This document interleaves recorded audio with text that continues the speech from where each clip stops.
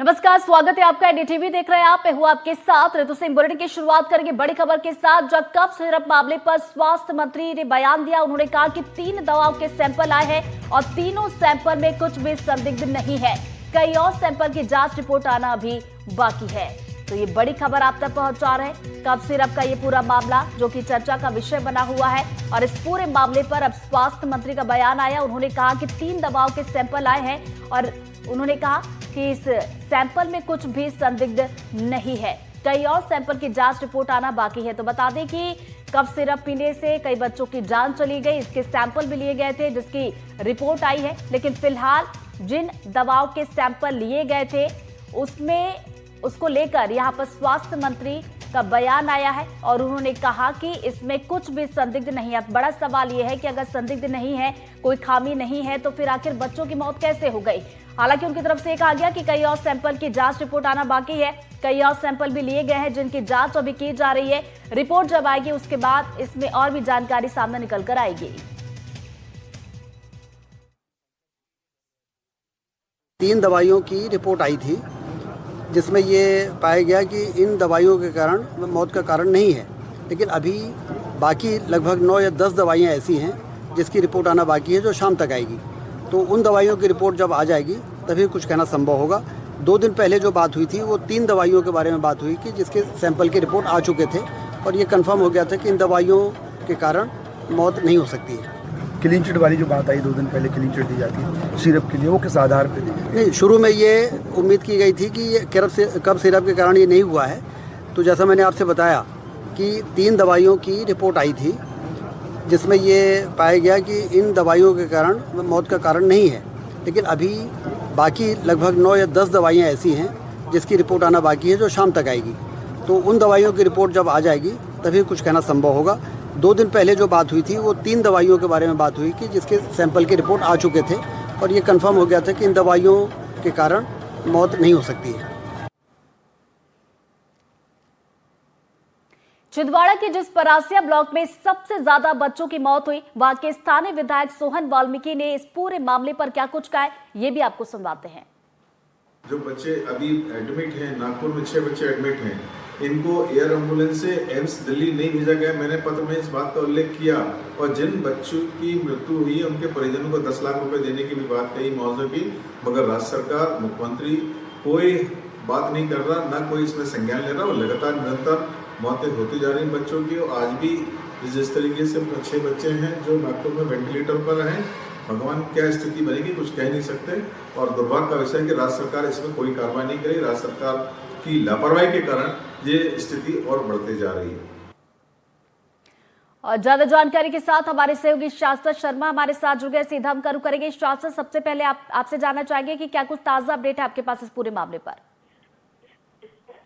देखिए, जो 9 बच्चों की जो मौत हुई है इस मामले में, देखिए अभी थोड़ी देर पहले जो परासिया के एसडीएम शुभम यादव, जिन्होंने बहुत ही महत्वपूर्ण प्रेस कॉन्फ्रेंस की।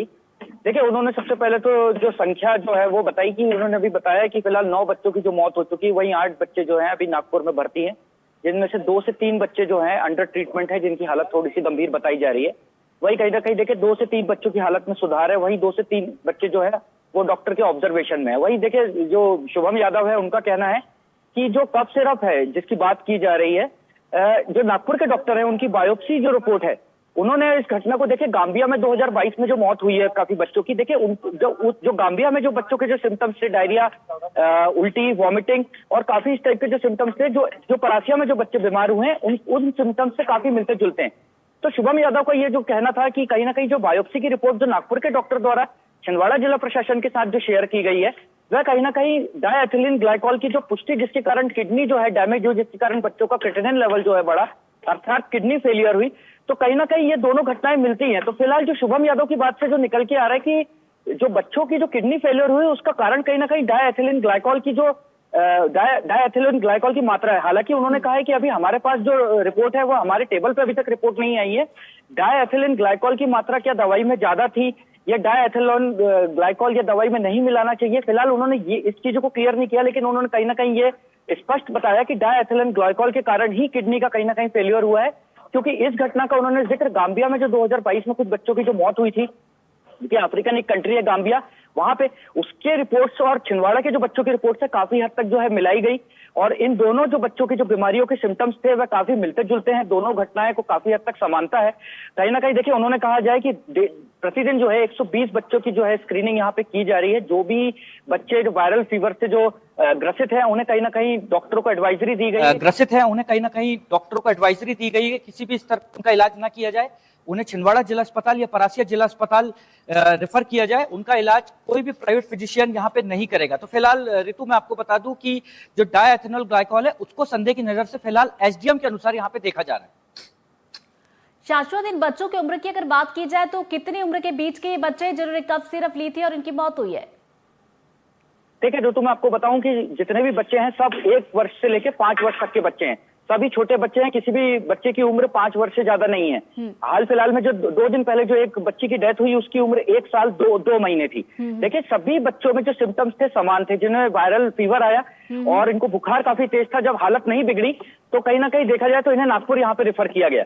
तो नागपुर रेफर किया गया तो कई बच्चों की जो हालत है, जो नागपुर में इनका डायलिसिस यहाँ पे चल रहा था जिनके कारण यहाँ पे किडनी फेल्योर हुए। वही छिंदवाड़ा की बात की जाए तो छिंदवाड़ा में 2 बच्चे जो हैं अभी अंडर ट्रीटमेंट है, दोनों की हालत जो है खतरे से बाहर बताई जा रही है। तो देखा जाए ऋतु तो उम्र जो है सभी बच्चों की 1 से लेकर 5 वर्ष तक के बीच की। क्या इन सभी बच्चों का इलाज एक ही जगह से चल रहा था और सभी को एक ही तरफ की सिरप दी गई थी? देखिए बिल्कुल हाँ, आपने सही कहा कि जो परासिया के जो फिजिशियन थे डॉक्टर प्रवीण सोनी, जो 2 चीजें देखिए कॉमन आई हैं इन चीजों में। 2 चीज जो इस पूरे घटनाक्रम में कॉमन है वो है डॉक्टर फिजिशियन प्रवीण सोनी और जो कफ सिरप जो थे दोनों कोल्ड ड्रिप और नेक्स्ट्रोडिया जिसकी बात की जा रही है, 2 कफ सिरप जो है, और एक और फिजिशियन की बात की जा रही है एक केस में डॉक्टर अमन सिद्दीकी। लेकिन जो दवाई जो कफ सिरप जो बच्चों ने पी है वह 2 कफ सिरप की हिस्ट्री एसडीएम ने भी कंफर्म की है, जिसमें 6 से 7 बच्चों में कोल्ड ड्रिप की जो है हिस्ट्री मिली है और 1 से 2 बच्चों में नेक्स्ट्रोडियस जो कफ सिरप है उसकी यहाँ पे पुष्टि हुई है। शाश्वत, देखिए इस पूरे मामले को लेकर मंत्री जी का भी बयान आया, उनका ये कहना है कि 3 सैंपल जो आए हैं इसमें कुछ भी संदिग्ध नहीं है। अब सवाल ये उठता है कि अगर कुछ भी संदिग्ध नहीं है, यानी कि ये कहा जा रहा है कि सिरप से मौत नहीं हुई है, तो फिर वजह क्या है? क्या पहले से इनको कुछ बीमारी थी बच्चों को? देखिए बच्चों को पहले से कोई बीमारी नहीं है। देखिए ऋतु जब मैं भी वहां पे गया था तो आप देखिए कि एक घर में 3 बच्चे हैं, अगर बच्चे तीनों बीमार नहीं हुए, बच्चा एक ही बीमार हुआ जिसकी डेथ हुई है। बच्चे तीनों बीमार नहीं हुए, बच्चा एक ही बीमार हुआ जिसकी डेथ हुई है, दोनों बच्चे स्वस्थ हैं। तो बच्चों की जो हिस्ट्री जो कॉमन निकाली गई है वो कहीं ना कहीं देखिए कफ सिरप जो है सबसे बड़ा कॉमन एलिमेंट यहाँ पे निकल के आया। देखिए जो स्वास्थ्य मंत्री ने कहा है, उन्होंने कहा कि 3 दवाइयों के सैंपल की रिपोर्ट आए, 8 से 9 दवाइयों के सैंपल रिपोर्ट्स आना बाकी। उन्होंने ये क्लैरिफाई नहीं किया कि कोल्ड ड्रिप और नेक्स्ट्रोडियस के भी के सैंपल उनके पास आए। जो दवाई यहाँ पे जो बच्चों की मौत का जिसको सबसे पहले प्रथम दृष्टया यहाँ पे जिसको कारण माना जा रहा है, क्या वो दवाइयां दोनों जो दवाइयां हैं जिसमें डायएथिलीन ग्लाइकोल की बायोप्सी से डॉक्टरों ने भी पुष्टि की है, डॉक्टर पवन नंदुकर जिन्होंने सबसे पहले बच्चों को यहाँ पे देखा था, और अब एसडीएम शुभम यादव, इन्होंने डायएथिलीन ग्लाइकोल की यहाँ पे पुष्टि की है। देखिए डायएथिलीन ग्लाइकोल जो केमिकल है ये काफी हार्मफुल केमिकल है, काफी खतरनाक केमिकल है। 2024 में इसके ऊपर काफी हद तक शोध भी हुआ था और कहा भी जा रहा है कई विशेषज्ञों द्वारा कि 6 वर्ष से कम उम्र के जो बच्चे हैं इस केमिकल की जो दवाइयां हैं वह उनको नहीं दी जाती। तो स्वास्थ्य मंत्री का ये कहना है कि 3 सैंपल्स जो है उनके पास आए हैं, लेकिन अभी कुछ सैंपल्स आना बाकी है। लेकिन उन्होंने ये क्लैरिफाई नहीं किया कि कोल्ड ड्रिप और नेक्स्ट्रोडियस के भी सैंपल्स उनके पास आए हैं। तो फिलहाल ये कहना अभी मुश्किल है, अभी 2 से 3 दिन और लगेगा, क्योंकि शुभम यादव ने भी कहा है कि जो आखिरी रिपोर्ट है जो फाइनल जो इन्होंने यहाँ से भेजी है वह इनके पास अभी अवेलेबल नहीं है, जो नागपुर और दिल्ली जो आईसीएमआर की टीम भी लेके गई थी। तो जब तक ये रिपोर्ट्स नहीं आएगी तब तक इन दवाइयों पे किसी तरह की अभी फिलहाल तो कोई कार्रवाई नहीं है। लेकिन एसडीएम शुभम यादव ने कहा है कि अगर किसी भी तरह की अगर मिलावट या किसी भी तरह का हार्मफुल केमिकल इन दवाइयों में पाया जाता है तो बिल्कुल यहाँ पे जो है कार्रवाई की जाएगी। दोबारा आपके पास लौटूंगे शाश्वत। इस वक्त हमारे साथ डॉक्टर शेखर बाशने जी जुड़े हैं, जो कि पल्मोनोलॉजिस्ट है, सीनियर कंसल्टेंट है pulmonology and sleep medicine Yashoda Medicity के। सर सबसे पहला सवाल मेरा ये रहेगा, चूंकि मामले से आप वाकिफ ही होंगे, क्या कफ सिरप से वाकई में किसी बच्चे की मौत हो सकती है? क्योंकि हम अक्सर देखते हैं कि जब छोटे छोटे बच्चों को सर्दी जुकाम होता है, फीवर हो जाता है, तो कफ सिरप ही बच्चों को डॉक्टर देते हैं। नमस्कार जी, मैं doctor Shekhar Yashoda hospital Kaushambi. Cough syrup जो है कफ सप्रेशन जो हम जो रेस्पिरेटरी डिप्रेशन कर सकते हैं अगर वो एक हाई डोज में दिए जाएं। ऐसा देखा गया था, पहले भी हमने सुनने में आया था कि कफ सप्रेशन कफ सिरप से जो है डेथ हुई है बच्चों की, उसमें ये पाया गया था कि जो एडल्ट डोजिंग है जो बड़ों को डोज दी जानी चाहिए थी वो बच्चों को दे दी गई और वो उनके लिए एक टॉक्सिक डोज का काम करने लगी। जो कफ सप्रेशन होते हैं, उसमें क्लोफेनार्मिन होता है, डेक्सट्रोमेथोर्फिन होता है, फिनाइलएल्फिन होते हैं। तो ये रेस्पिरेटरी डिप्रेशन भी करते हैं और थोड़ा सेडेशंस भी करते हैं। अगर इनकी डोज बहुत हाई कर दी जाए तो हो सकता है कि सेडेशन लेवल बढ़ जाए और रेस्पिरेटरी डिप्रेशन हो जाए, और जिससे कि बच्चे जो डोज उनको टाइटेड होके देनी चाहिए थी वो डोज उनको हाई डोज मिले और उससे उनका डिप्रेशन हो जाए और उनकी सांस की गति रुक जाए। डोज कैलकुलेशन बच्चों के केस में बहुत जरूरी होती है, इसलिए बच्चों के जो डॉक्टर होते हैं, विशेषज्ञ बच्चों के होते हैं, वो इस बात का बहुत ध्यान रखते हैं कि एक सही मात्रा में बच्चे को वो डोज मिले। तो सर क्या ये समझा जाए कि शायद मात्रा गलत दे दी गई, ज्यादा दे दी गई? क्या ऐसा भी होता है कि ज्यादा मात्रा में दे दिया जाए तो मौत तक हो सकती है? क्या इस तरह के परिणाम भी देखने को मिल सकते हैं? बहुत ज्यादा मात्रा में अगर दी जाए, अगर आप सपोज कीजिए अगर आपको 5 ml डोज देने के लिए कहा गया कि 5 ml डोज इस बच्चे को दीजिए, और अगर आप उसको 50 ml दे देते हैं या उससे ज्यादा डोज उसे दे देते हैं, तो कहीं ना कहीं उसका टॉक्सिक इफेक्ट जो है वो पड़ेगा। और अगर वो बच्चा पहले से सिक है या और पहले और साथ में कुछ और परेशानी है तो वो घातक हो सकती है।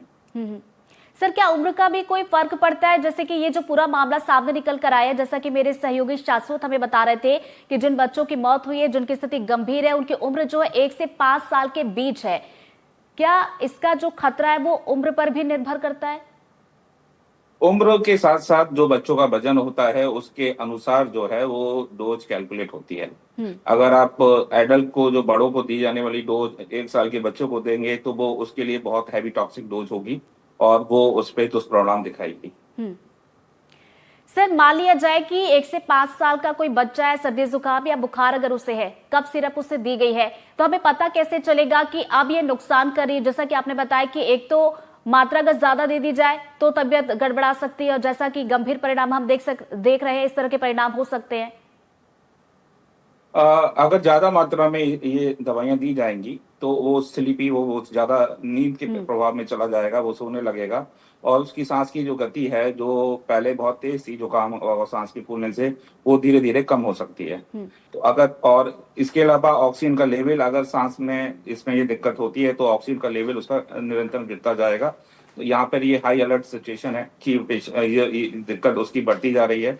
कफ सिरप कारण तभी हो सकता है कि जब उसे बहुत मात्रा में वो दवा दी जाए, जो वो पहले से ही वो उसकी कंडीशंस खराब है, क्रिटिकल है, उसके ऊपर आपने एक सेडेटिव के तौर पे उस दवा को दिया और उसकी वजह से वो और ज्यादा निद्रावस्था में चला गया और सोने वाली कंडीशन होती गई और उसका ऑक्सीजन का लेवल गिरता गया, तो ये चीजें घातक हो सकती हैं। सर जैसा कि आपने बताया कि अगर ज्यादा मात्रा में दे दिया जाए तो इस तरह के जो सिम्टम्स है वो दिखाई देते हैं, तो ऐसे में डॉक्टर को भी तो समझ में आता होगा कि क्या कुछ स्थिति है। तो फिर क्या ये समझा जाए कि सही समय पर इलाज नहीं किया गया, शायद देरी हो गई, इस वजह से बच्चों की जान नहीं बच पाई? कंडीशंस जब क्रिटिकल्स होती हैं तो ऐसे बच्चों को क्रिटिकल केयर या आईसीयू की जरूरत होती है। अगर जब ऐसी गंभीर अवस्था होती है और उसमें उनको क्लोज मॉनिटरिंग की जरूरत होती है, तो ऐसी अवस्था में जहाँ पे बच्चे ज्यादा बीमार हैं और बीमार होते जा रहे हैं, उसमें अगर आप ऐसी कोई दवा देते हैं जिससे कि वो कंडीशन सुधार की जगह और खराब हो रही है, वो उनको फायदा नहीं पहुंचा रही, इस समय आप ये मत सोचें कि वो दवा देने से बच्चा ठीक हो जाएगा। हो सकता है कि उसकी अवस्था गंभीर होती जा रही है और उसे क्रिटिकल केयर या क्लोज मॉनिटरिंग की आवश्यकता है, तो उसको प्रॉपर एक विशेषज्ञों के अंदर उसका इलाज होना चाहिए। सर चर्चा ऐसी भी की जाती है कि पर्टिकुलर एक उम्र होती है जिसके अंदर के बच्चों को ही कफ सिरप देना चाहिए या नहीं तो नहीं देना चाहिए, ये घातक हो सकता है। क्या ऐसा भी हो सकता है? उस उम्र की अगर मैं बात करूं तो वो क्या उम्र होती है जिसके नीचे के बच्चों को ही कफ सिरप दिया जा सकता है, और एक उम्र जिसके बाद नहीं दिया जा सकता? उम्र के तौर पे बच्चे 1 साल के बच्चों को भी दवाइयाँ खांसी की दी जाती हैं। सबसे बड़ा ये है कि उन दवाओं का जो डोज है या उनकी जो स्ट्रेंथ है वो उसी वेट के हिसाब से या उसी उम्र के हिसाब से दी जानी चाहिए। अगर जो दवा बड़ों को दी जानी है और वही दवा, उसी स्ट्रेंथ की दवा अगर आप बच्चों को दे देते हैं तो वो उनके लिए हाई डोज या टॉक्सिक डोज के रूप में काम करेगी। दोबारा मैं आपके पास लौटूंगी सर। इस वक्त मेरे एक और सहयोगी आशीष जैन नरसिंहपुर से जुड़ गए, उनका भी रुख कर लेते हैं। आशीष, देखिए यहाँ पर राजेंद्र शुक्ल मंत्री जी को हम सुन रहे थे, उनका ये कहना है कि 3 सैंपल जो लिए गए थे उसमें कोई कुछ भी संदिग्ध नहीं मिला है। तो अब सवाल ये है कि अगर संदिग्ध कुछ भी नहीं मिला है तो फिर मौत के पीछे की वजह क्या है? जी बिल्कुल, ये बात अभी मंत्री महोदय ने कहा है कि 3 जो सैंपल आए हैं उनमें ऐसी कोई हानिकारक तत्व तो नहीं है। लेकिन बड़ी बात यह है कि क्या अभी जो 10 या 9 सैंपल जो आना शेष हैं उसके पहले तक गार्जियंस अपने बच्चों को इस सिरप को पिलाएं अथवा ना पिलाएं, इस तरह की भी कोई बात या बैन नहीं हुआ है। ये समझा सकता है कि अभी जब सैंपल आने बाकी हैं, 10 दवाइयों के सैंपल आज शाम तक आने की उम्मीद की जा रही है। केंद्र सरकार से लेके अपने स्टेट गवर्नमेंट में भी इसकी जांच की जा रही है। जब सैंपल शाम को आएंगे तब ये कंफर्म हो पाएगा कि आखिरकार उसमें ऐसे तत्व थे जिससे जान जा सकती है या नहीं जा सकती है। तो 3 जो दवाइयां हैं उनके सैंपल आए हैं, उसके आधार पर क्लीन चिट देने वाली बात तो समझ में नहीं आती है, क्योंकि जब शेष दवाइयां बाकी हैं तो उसकी जब जांच पूरी हो जाएगी तभी क्लीन चिट जैसी बात हो सकती थी। लेकिन इस बात पर भी आज उन्होंने स्वीकार किया है कि 3 दवाइयां जो थी बस वो हानिकारक नहीं है। शेष दवाइयों की जो रिपोर्ट है वो भी आना बाकी है। इसके बाद ये तय हो पाएगा कि आखिरकार मौत की वजह सिरप है या अन्य कोई चीज, अन्य कोई दवा या अन्य कोई इलाज। आशीष, जिन कफ सिरप के सैंपल आए हैं उसमें कहा जा रहा है अगर कि कुछ भी संदिग्ध नहीं है और ये वही सिरप है जो बच्चों को दिए गए थे, तो ऐसे भी ये सवाल उठना तो लाजमी है कि फिर लापरवाही किसकी है? बिल्कुल, ये कहीं ना कहीं ये बात अपना प्रदेश के महकमे की, प्रदेश के स्वास्थ्य महकमे की जिम्मेदारी है कि आखिरकार एक नहीं 5, 6, 7 बच्चों की मौत हो रही है। और बात आ रही है कि एक सिरप के पीने के बाद से बात आई है। तो सबसे पहले तो सिरप को बैन होना था और इस बात के लिए तस्दीक भी होना थी कि इस सिरप का उपयोग जब तक नहीं किया जाएगा जब तक इससे संबंधित दवाइयों के सैंपलों की जांच नहीं हो जाती। लेकिन इस तरह की कोई बात अभी तक नहीं आई है। फिलहाल सिरप दिया जा रहा है, बच्चे अभी भी उसका सेवन कर रहे हैं और जिस आधार पर अभी बात की जा रही है कि सिर्फ 3 दवाइयां, कुल मिला के 12-13 दवाइयां सिरप में है, जिसमें से 3 दवाइयों के सैंपल अभी सरकार के हाथ में है। उस आधार पर ये कह देना कि सिरप से मौत नहीं हुई है, ये साफ बात नहीं है। लेकिन कहीं ना कहीं ये बात जब तय हो पाएगी, आज शाम तक का वक्त और कहा है मंत्री जी ने, कहा है कि शाम को जब अन्य जो सैंपल है 9 से 10 सैंपल और दवाइयों के, उसकी जब रिपोर्ट हाथ में होगी उसके बाद ये कहा जा सकेगा कि सैंपल इस जान लेने के लिए कितना दोषी है या सैंपल से मौत नहीं हुई है। ये दोनों बातें रिपोर्ट के बाद साफ हो पाएंगी। नजरे आप बनाए रखिएगा, रिपोर्ट का हमें भी इंतजार रहेगा कि जो और सैंपल्स गए हैं जिनकी रिपोर्ट आ रही है उसमें क्या कुछ सामने निकल कर आता है। फिलहाल शुक्रिया आशीष आपका तमाम जानकारी के लिए। सहयोगी शाश्वत का रुख करेंगे। शाश्वत, जैसा कि आप डॉक्टर साहब को सुन रहे थे, उनका कहना था कि इसमें कुछ सिम्टम्स नजर आते हैं अगर ओवरडोज दे दी जाती है या फिर कोई दिक्कत है। अगर आपकी परिजनों से बातचीत हुई हो, अगर आप मौके पर गए थे, तो वहां से आपको क्या कुछ जानकारी मिल पाई कि जिन बच्चों की मौत हुई है, जिनकी स्थिति अभी गंभीर बताई जा रही है, उनमें किस तरह के सिम्टम्स शुरुआत में देखे गए थे? शाश्वत, देखिए बिल्कुल, मैं वहाँ पे गया था और जो 2 फैमिली जिनकी मृतक हुई थी, जो बच्चा था उसैद और एक बच्चा था अदनान जिसकी मृत्यु हुई थी। देखिए मेरे उनके पेरेंट्स से बात हुई थी, हमने उनका प्रिस्क्रिप्शन भी देखा था। देखिए उन्हें जो बच्चों को जो एक मात्रा दी जाती है जो सिरप की, डॉक्टर ने वही प्रिस्क्राइब की थी। लेकिन हमने पूछा भी था कि आपने ज्यादा किसी भी दवाई का ओवरडोज किया था क्या? उन्होंने कहा था हमसे कि ये जो बच्चे में जो डॉक्टर ने यहाँ पे दवाई लिखी, हमने केवल उतनी ही दवाई जो है बच्चे को दी है। लेकिन अचानक देखिए बच्चों का बच्चे को जो जब फीवर आया कहीं ना कहीं, तो 1 से 2 दिन बाद जब बच्चे की स्थिति बिगड़ी और जो बच्चे का जो यूरिन जो है, बच्चे का यूरिन जब आना बंद हुआ, तब बच्चे को जो है छिंदवाड़ा यहाँ पे लाया गया। छिंदवाड़ा में जब बच्चे का किडनी फंक्शन यहाँ पे टेस्ट किया गया, तो बच्चों का जो क्रिएटिनिन लेवल था, मैं आपको बता दूं, अगर स्पेशलिस्ट ज्यादा अच्छे से उसको बता पाएंगे, क्रिएटिनिन लेवल जो है काफी हाई तक, अराउंड कम से कम 9 से 10 के लगभग इनका क्रिएटिनिन लेवल था। मतलब किडनी एक तरीके से काम ही नहीं कर रही थी, किडनी प्रॉपर फेलियर थी। तो कहीं ना कहीं देखिए सवाल उठता है। लेकिन देखिए जो 2 घटनाएं जो अंतर्राष्ट्रीय स्तर पे भी हुई है, एक उज्बेकिस्तान में और एक गाम्बिया में, जिसमें जो भारत निर्मित जो ड्रग्स हैं, जो कफ सिरप हैं, इनको कहीं ना कहीं जिम्मेदार ठहराया गया था। और आज एसडीएम शुभम यादव जो पवन नंदुरकर जब ये छिंदवाड़ा जिला अस्पताल में जो ट्रीट कर रहे थे, जो नागपुर के डॉक्टर की जो बायोप्सी रिपोर्ट है, वह कहीं ना कहीं देखिए जो एथिलीन ग्लाइकोनॉल है, इसकी तरफ कहीं ना कहीं इशारा कर रही है कि किडनी में ये जो एथिलीन ग्लाइकोल है ये मिला।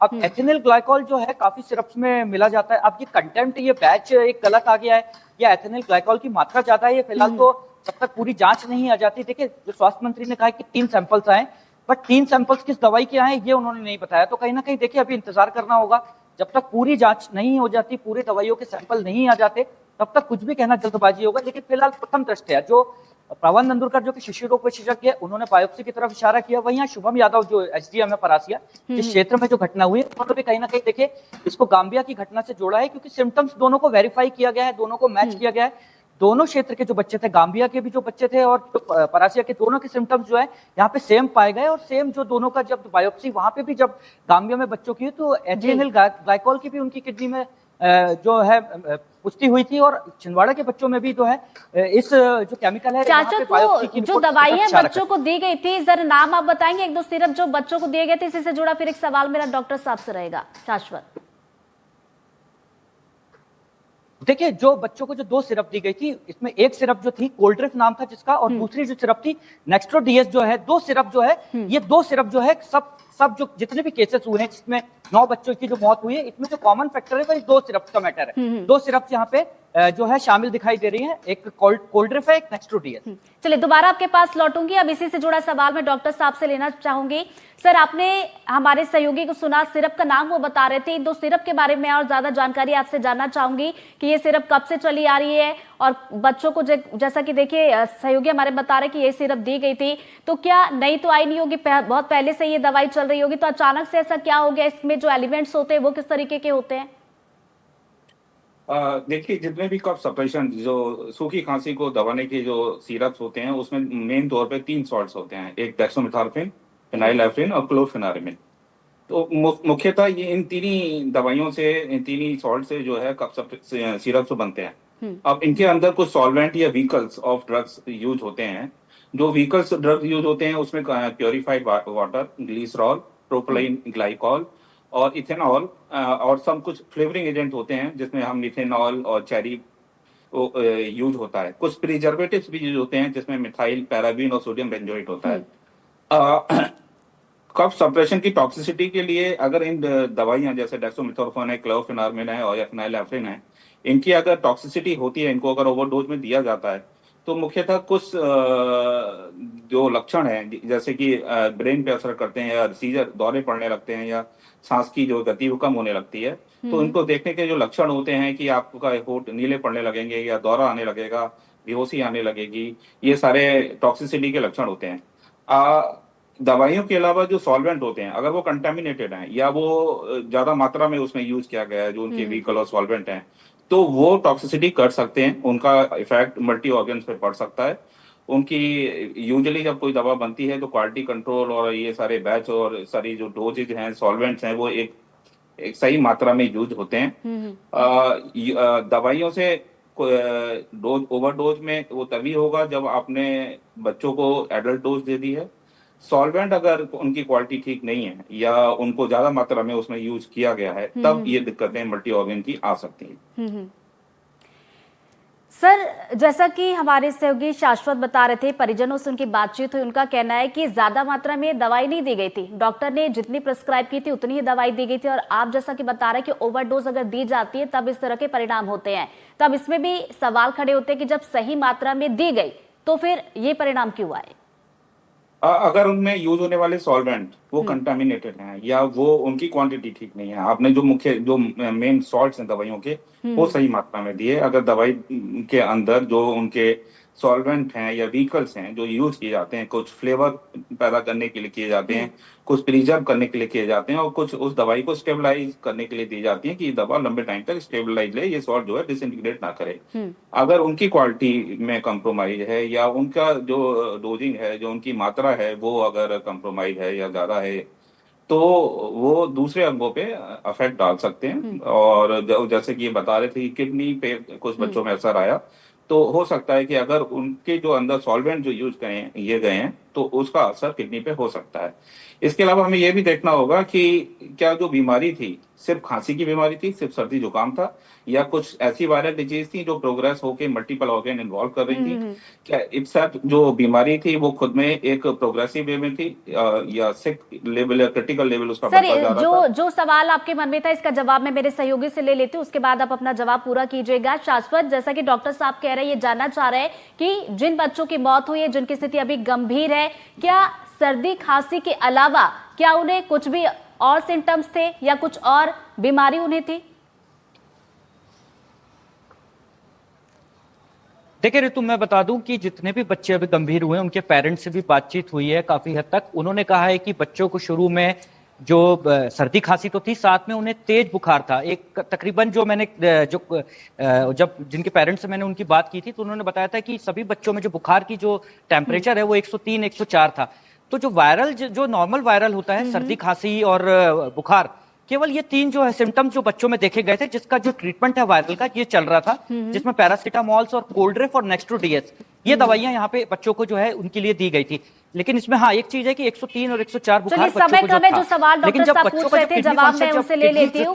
डॉक्टर साहब, हमारे सहयोगी बता रहे हैं कि किसी भी तरह की कोई बीमारी बच्चे को नहीं थी, सिर्फ और सिर्फ सर्दी बुखार था और उसी का इलाज चल रहा था। तो अगर बीमारी एज पर बीमारी की वजह से या गंभीर बीमारी की वजह से ये गंभीर हालत नहीं हुई है, तो हमें जो दी जाने वाली दवाइयों को भी क्वालिटी चेक के लिए रखना पड़ेगा कि कोई ऐसी कोई दवाई थी या उनकी जो क्वालिटी कंट्रोल या क्वालिटी चेक को पूरी तरीके से नहीं पार जा पा रही थी, तो उसको भी एक रूप से देखना पड़ेगा, क्योंकि दवा के अलावा उसके अंदर जो सॉल्वेंट होते हैं या व्हीकल्स होते हैं दवाइयों के, वो कंटेमिनेटेड या ओवरडोज हो सकते हैं और हो बुखार सकते का हैं, और आना यही सब जांच का विषय है। सैंपल गए हुए हैं, शाम तक रिपोर्ट का जिक्र किया जा रहा है कि शाम तक रिपोर्ट आ सकती है। अब देखने वाली बात होगी कि रिपोर्ट जब आएगी तो उसमें क्या कुछ सामने निकल कर आता है। बहुत बहुत शुक्रिया सर आपका हमारे साथ जुड़ने के लिए। डॉक्टर शेखर जी हमारे साथ जुड़े थे, उन्होंने बहुत ही अच्छी जानकारी साझा की। मेरे सहयोगी जुड़े हुए थे और इसी पूरे मामले पर जानकारी दे रहे थे। बहुत बहुत शुक्रिया शाश्वत आपका भी हमसे जुड़ने के लिए। और यहाँ पर वक्त हो चला एक बहुत छोटे से ब्रेक का, फौरन लौट रहे हैं।